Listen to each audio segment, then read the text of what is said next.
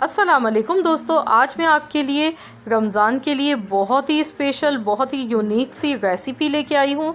आज हमने ये स्नैक्स तैयार किए हैं जो कि बहुत ही कम सामान के साथ और मिनटों में ये हमने तैयार कर लिए हैं। कोई ज़्यादा टाइम नहीं लगा है और जो इनका जायका है वो बहुत ही लाजवाब है, बहुत ही क्रिस्पी मज़े के ही बनते हैं। बनाना इनको निहायत आसान है। तो चलिए हम रेसिपी देख लेते हैं। तो यहाँ पर इसको बनाने के लिए 2 उबले हुए अंडे हमें चाहिए और 2 उबले हुए आलू चाहिए। तो आपने सबसे पहले क्या करना है, इनको ग्रेट कर लेना है। मैंने यहाँ पे बारीक वाला ग्रेटर नहीं लिया है, नॉर्मल साइज़ का है ये। तो बस हमने इनको अच्छी तरह से ग्रेट कर लेना है।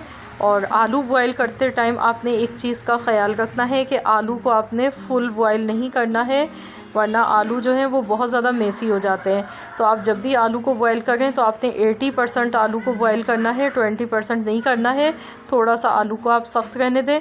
इससे क्या होगा कि हमारे जो ये रेसिपी है ना, ये बहुत अच्छी बनेगी। वरना बाज़ दफ़ा यही शिकायत आती है कि कटलेट्स जब भी हम बनाते हैं तो वो टूट जाते हैं, तो वो इसी वजह से होता है। और जब भी आलू को बॉईल करें तो आप उसके बाद फ़ौरन पानी से उनको निकाल लें और ठंडा कर लें। पानी में पड़ा रहने देने से भी ये बहुत ज़्यादा फिर इनमें पानी भर जाता है, मेसी हो जाते हैं। अब हम इसमें हरा धनिया डालेंगे। यहाँ पे 1 गड्डी मैंने हरा धनिया डाला है, हरा धनिया ज़्यादा इसमें जाएगा।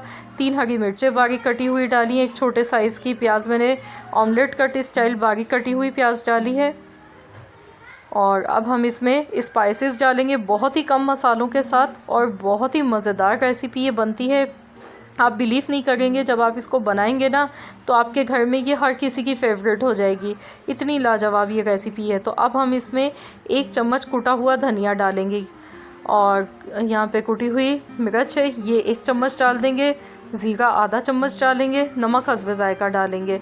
तो नमक और मिर्च आप अपने ज़ायके के मुताबिक कम या ज़्यादा कर सकते हैं, जैसा आपकी फ़ैमिली में पसंद किया जाता है आप उसी हिसाब से डाल लें।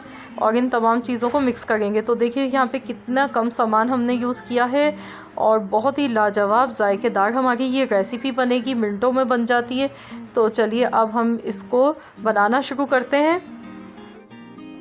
तो फ्रेंड्स, अगर आप मेरे चैनल पर नए हैं, फ़र्स्ट टाइम मेरी वीडियो को वॉच कर रहे हैं, तो मेरी आपसे रिक्वेस्ट है कि आप मेरे चैनल को सब्सक्राइब कर लीजिए और साथ ही में दिए गए बेल आइकॉन को भी ज़रूर प्रेस कीजिए ताकि आपको मेरी हर नई वीडियो की अपडेट सबसे पहले देखने को मिल सके। मैं रोज़ाना डेली आप लोगों के लिए न्यू रेसिपीज़ लेकर आती हूँ और इस रमज़ान में भी इंशाअल्लाह ताला मैं आपके लिए बहुत बेहतरीन रेसिपीज़ लेकर आऊँगी।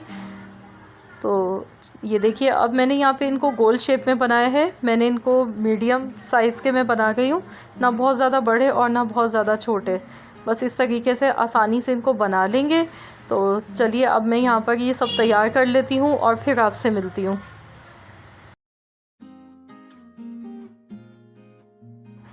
तो ये देखिए 10 यहाँ पर बनकर ये तैयार हुए हैं।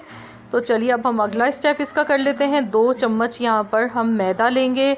यहाँ पे हमने इसकी एक स्लैगी बनानी है, तो पतली सी हम बनाएंगे, इसको ज़्यादा थिक नहीं रखना है।